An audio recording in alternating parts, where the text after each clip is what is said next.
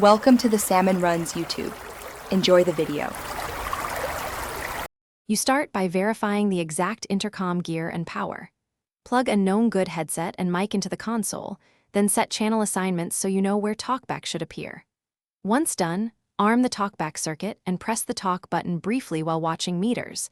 This is the quickest way to see signal flow. If you hear your voice in the belt pack or IFB, you've found the path.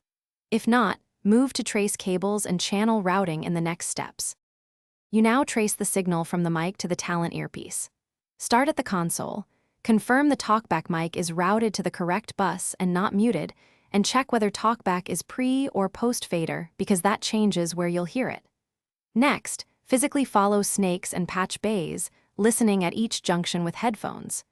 Use a short loopback tone or speak into the mic while watching meters. That shows you exactly which node passes Talkback in Vivo. You finish by validating Talkback with the person in the field. Have them confirm clarity and latency while you cycle through console Talkback options. Once satisfied, lock the routing and save a scene or snapshot so settings persist. If something fails, troubleshoot methodically.